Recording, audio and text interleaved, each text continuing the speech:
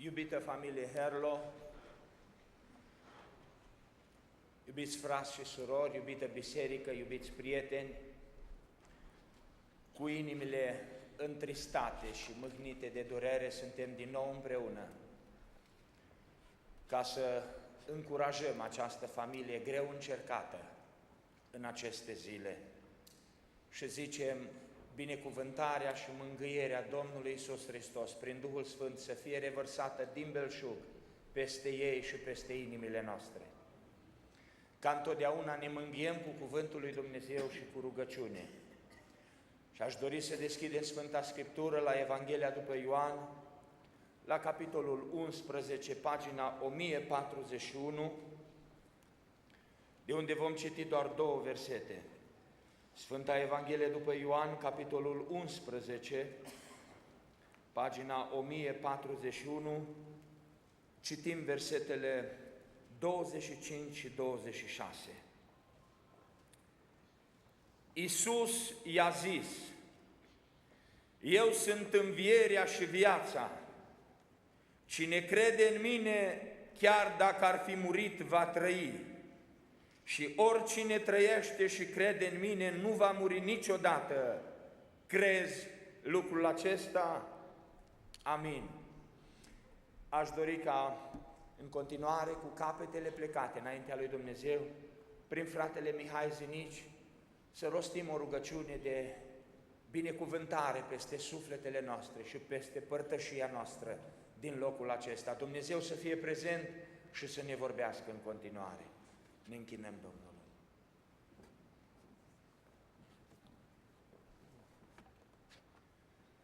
Tată din ceruri, în numele iubitului Iisus Hristos venim să-ți mulțumim și în dimineața aceasta. Îți mulțumim pentru lucrul acesta care l-ai făcut, Doamne, știm că l-ai făcut bine.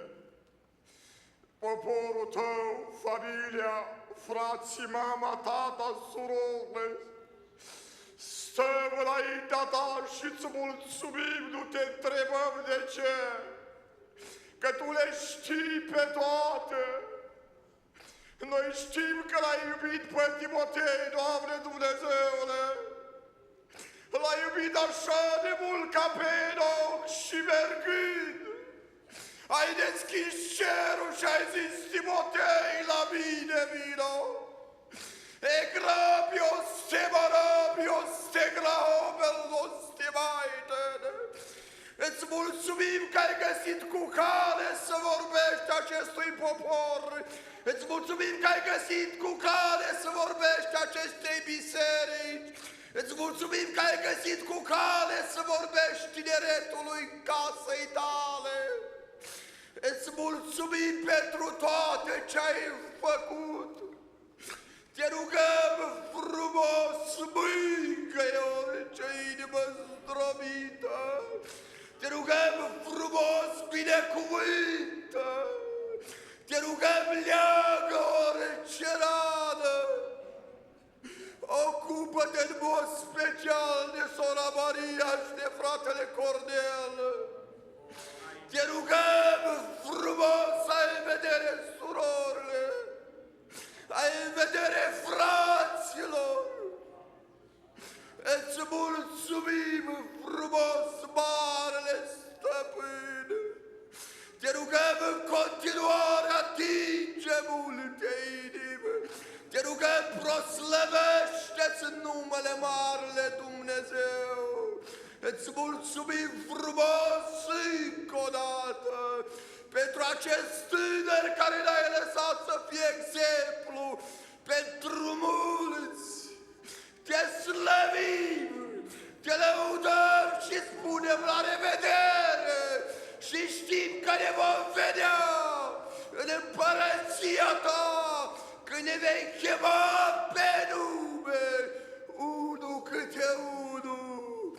Te slăvim, Marele Preot, Marele Dumnezeu, conduci slujba din dimineața aceasta, robii care i-ai rânduit și numele Tău să fie binecuvântat. Amin. Vă rog să reocupați locurile.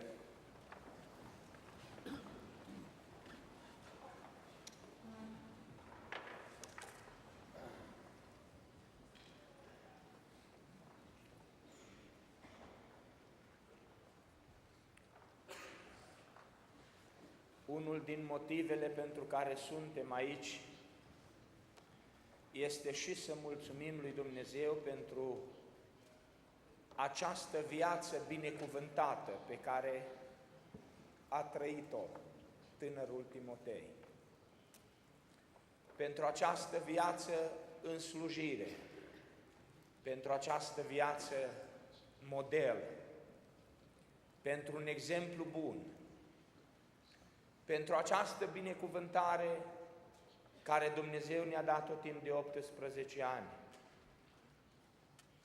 ca să ne bucurăm, dar prea puțin și prea scurt, zicem noi. Cine s-ar fi gândit, cine și-ar fi putut imagina că în acea dimineață frumoasă, cum fratele Samuel istorisea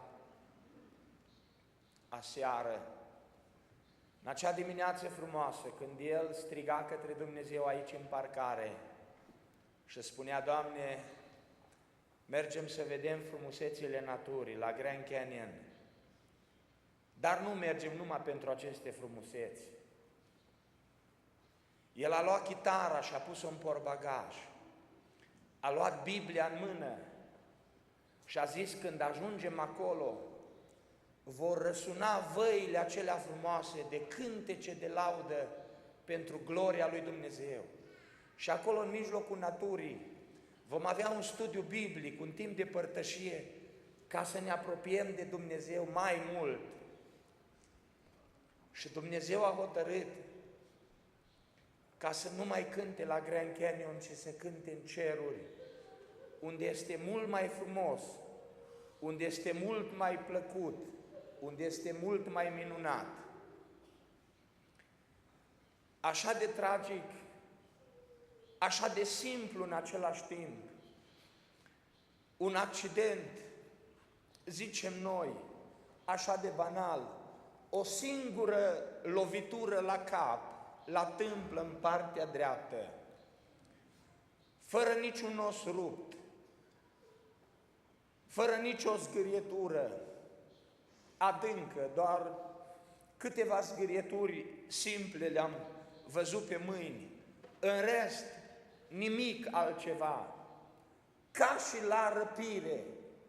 Și am zis: Doamne, așa va fi în clipa răpirii. Ca și cum Timotei s-a lovit într-o fracțiune de secundă la cap și a intrat în prezența lui Dumnezeu. Așa, într-o zi, când va suna trâmbița lui Dumnezeu, fără să știm, fără să ne dăm seama ce s-a întâmplat, ne vom bucura de gloria cerului. Domnul să ne binecuvinteze cu o viață vrednică, trăită în pregătire și în așteptare pentru ziua aceea. Aș dori ca în continuare fanfara să se pregătească să înalțe un imn spre gloria Domnului, după care sora Raluca Fărca și cu Jennifer German vor lăuda pe Domnul cu o cântare, după care Flavius Herlo de asemenea va lăuda pe Domnul cu o cântare. Domnul să-i binecuvinteze.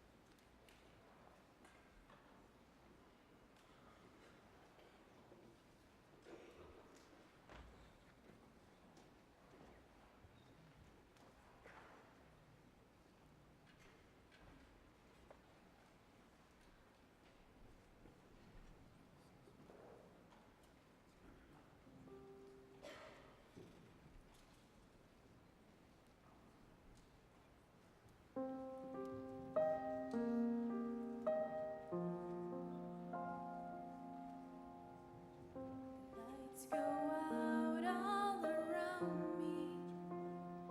One last candle to keep out the night. And then the darkness surrounds me. I know I'm alive, but I feel like I've died. And all that's left is to accept that it's over. My dreams ran like sand through the fist that I made. I feel like you, but I just grew colder. I feel like I'm slipping away. After all this has passed, I still will remain. After I've cried my last, there'll be beauty from pain. Though it won't be today, someday I'll hope again, and there'll be beauty from pain. You will bring beauty from my pain.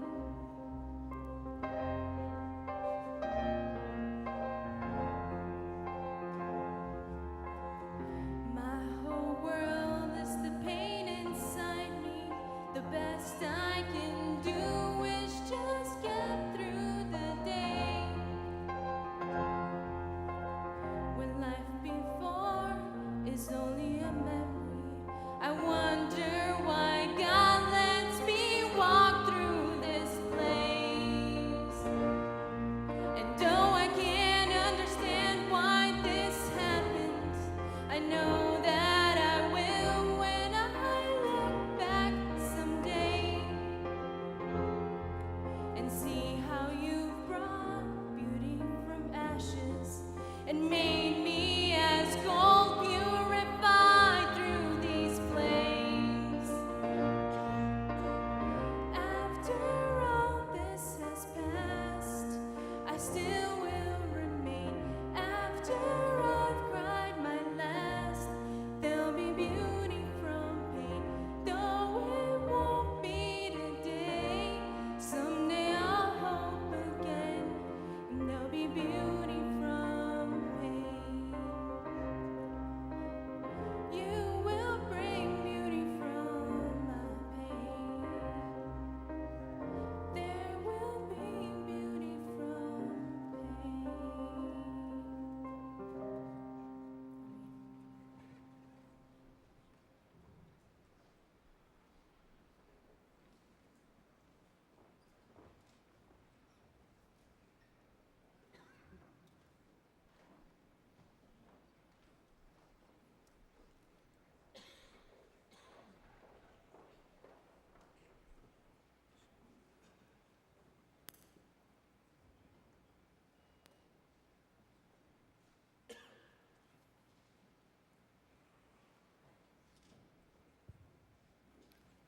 If there's one thing I've learned from Tim, from knowing him, was to be a loving person.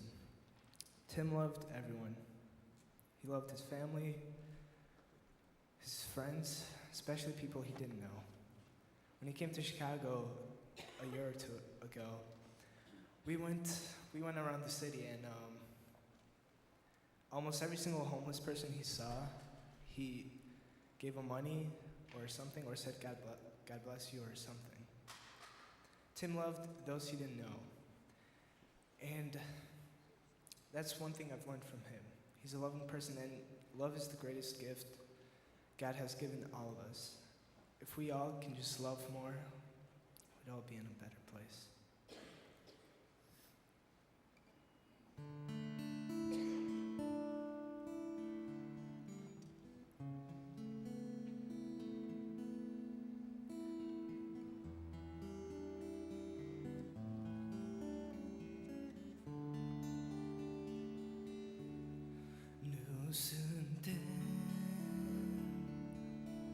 Aici statornic o țară avem și ea e sus. se sfârșește acolo când vom vedea toți pe Iisus. Destinul tău e să învingi când ești căzut, să te ridici. Destinul tău e cerul său, să știi. Numele tău nu e scris în cartea vieții din paradis. Destinul tău e cerul său, să știi. Nu suntem aici statornici, o țară avem și ea e sus, calea se sfârșește acolo când vom vedea toți pe Iisus. Nu suntem aici statornici, o țară avem și ea e sus, calea se sfârșește acolo când vom vedea toți pe Iisus. Deci să te porți cum ești cinstit de Tatăl tău ce te-a iubit și te-a plătit cu mare preț, să știi. Pe brațul meu eu te-am luat și te-am port neîncetat. El Dumnezeu spune așa în cartea sa. Nu suntem aici statornici, o țară avem și ea e sus, calea se sfârșește acolo când vom vedea toți pe Iisus. Nu suntem aici statornici, o țară avem și ea e sus, calea se sfârșește acolo când vom vedea toți pe Iisus. Calea se sfârșește acolo când vom vedea toți pe Iisus. Amin. God bless you, Tim.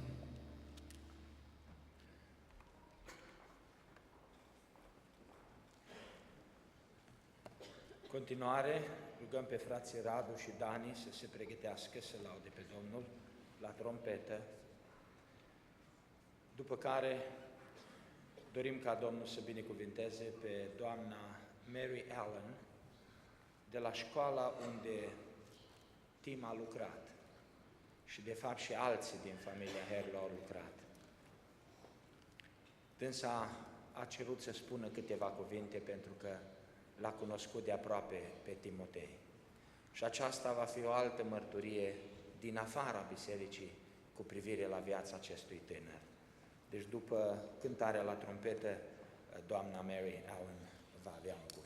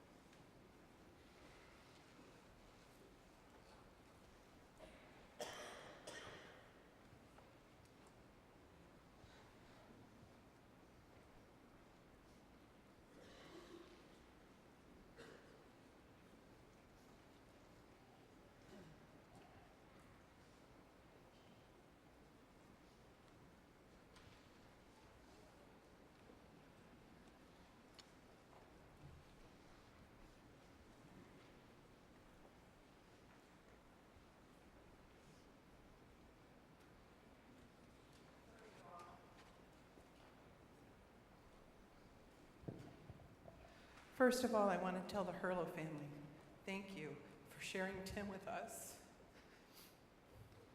He was very special.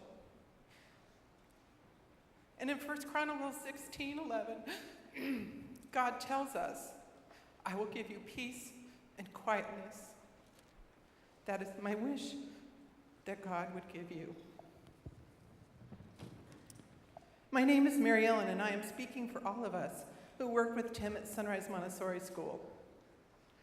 I met Tim 4.5 years ago when his sister Marcella came to work with us. The Herlo family lived just down the street, so our school was very convenient for them.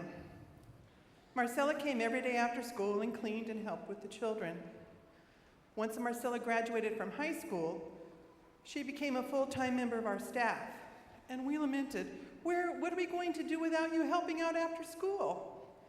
And Marcella said, what about my brother Tim?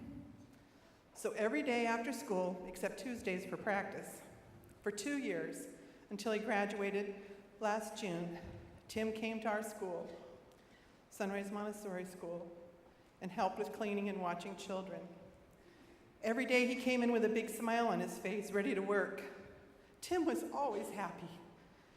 It was infectious. Everyone who was around him got happy too. My 1-year-old granddaughter loved Tim, and every time she saw him, she would run after him saying, Tim, Tim, Tim. Then he would scoop her up and carry her around. The thing I admired most about Tim was his willingness to share his faith in the Lord with anyone and everyone. Here he was a teenager, and he was willing to do something I am hesitant about doing. Here are some words from Tim's friends and coworkers at Sunrise Montessori School. Fiona Quinlan says, Tim came to work every day at 3 o'clock. Now, due to whatever reasons, he didn't always make it exactly at 3. If he was late by even 1 minute, he always made sure he was 1 minute early the next day. That's just the kind of guy Tim was. If he knew you needed him, he was always there. He never complained, but always greeted everyone with a smile and a kind word. I always looked forward to 3 o'clock because no matter how bad or stressful the day was, Tim, or Timmy Tim Tim as some of us called him, had a way of lifting your spirits just by sharing his time with you. He was greatly loved and will be deeply missed.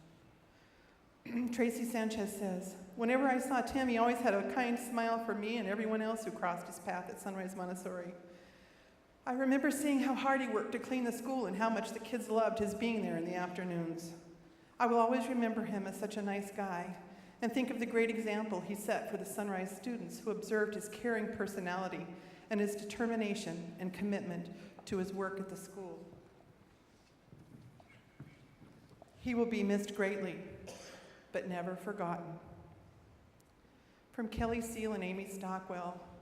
Amy and Kelly worked with Tim at Sunrise, and they graduated with him from Greenway High School. And they said, it was a good thing Tim worked with all of us girls, because he took care of all the things we were afraid to take care of, like bugs, cleaning the vacuum, and dusting all the really high places. But cleaning the vacuum wasn't really that big of a deal because he loved it so much. He even had to hold a little training session to teach us how to clean it when he stopped working at the school. But we were so bad at cleaning it that he had to come back once over the summer to teach us again. From Heather Karsten. Tim was a ray of sunshine in everyone's life. He would take my children and play with them on the days I was late picking them up. He always had a smile and a word of encouragement. He made me want to be a better person, and I will miss him. From Piper McElhaney and Allie Winfield. Piper and Allie worked with Tim at the school, and they were also a year behind him at Greenway. Tim was such a wonderful person. We feel truly honored to have known him because he had such a positive influence on our lives. Working with him was always a pleasure because not only did he make things as easy as possible for everybody, but he was always cheerful and brightened our days. All of the children at Sunrise adored him. One little girl always called him Cutie Pie. It always made us laugh to see how red and bashful he would get and hear him say to her, "You can't call me that, I'm a teacher." And that was the only one of the many ways he could make us smile. We'll always remember how every day he would ask how we were, and even when we tried to hide the fact that we were upset, Tim always knew better. He would make it his personal goal to make us feel better no matter what it took. Tim's view that life was a gift reminded us never to take it for granted, and he didn't. Whether at work or at school, Tim tried to bring out the good in everybody. We'll always love him, and his impact on our lives will last forever. There is a Christian song by a woman named Nicole Nordeman called Legacy. The words to this song epitomize Tim's life, and it goes, "I don't mind if you've got something nice to say about me.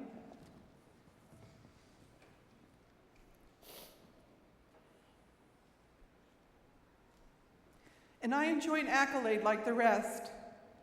And you could take my picture and hang it in a gallery of all the who's and so-and-sos that used to be the best at such and such. It wouldn't matter much. I won't lie, it feels all right to see your name in lights. We all need an attaboy or attagirl. But in the end, I'd like to hang my hat on more besides the temporary trappings of this world. I want to leave a legacy. How will they remember me? Did I choose to love? Did I point to you enough? To make a mark on things? I want to leave an offering, a child of mercy and grace who blessed your name unapologetically, and leave that kind of legacy. To close, I am sure that Tim was greeted in heaven by the words in the 25th chapter of Matthew, "Well done, good and faithful servant."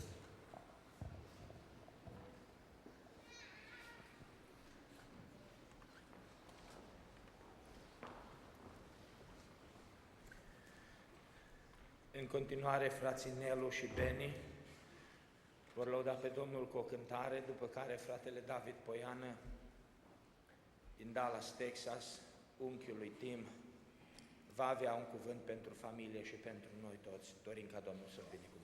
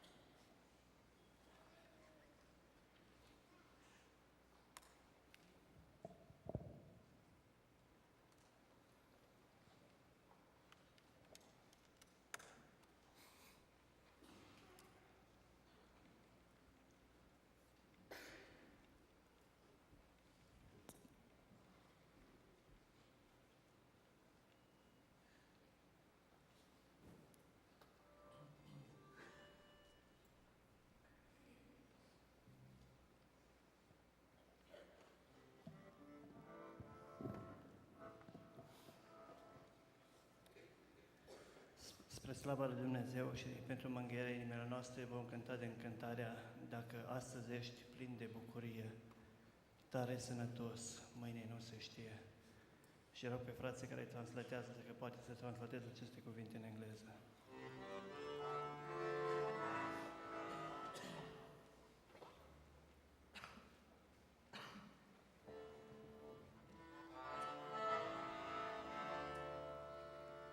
Dacă astăzi ești plin de bucurie, tare sănătos, mâine nu se știe, nu cunoști nimic, clipa, ora, ceasul, când, fără să știi, ți se oprește pasul.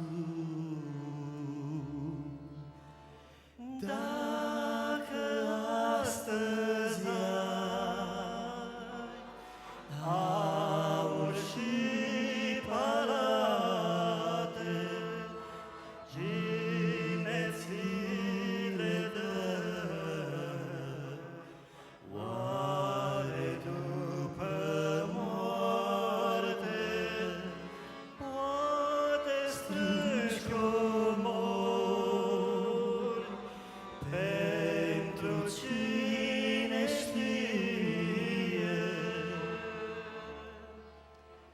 vino la Iisus să-ți dea apă vie. Astăzi Iisus vrea să-ți dea cununa. Vino azi la El, pentru totdeauna.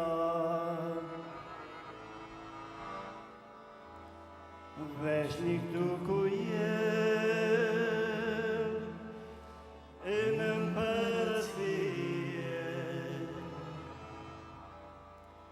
vei cunoaște atunci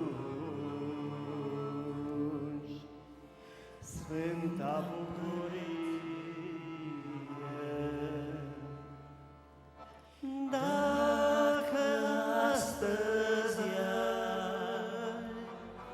aur și palate, cine ți le dă?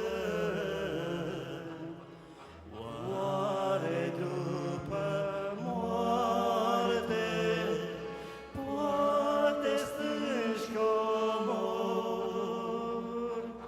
Pentru cine știe, vino la Iisus să-ți ia apa vie.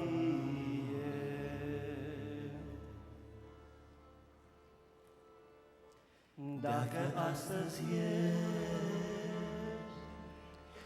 păcătos și rece, iată-L pe Iisus pe cărare trece. Ai prilejul să-ți spui durerea,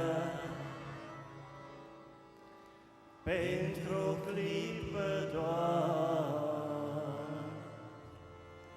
la pădăstăcerea. Dacă astăzi aur și palate, cine ți le dă? Oare după moarte poate strângi comor? Pentru cine știe, vino la Iisus să-ți dea apă vie. Dacă astăzi ai aur și palate, cine ți le dă? Oare după moarte poate strângi comor? Pentru cine știe, vino la Iisus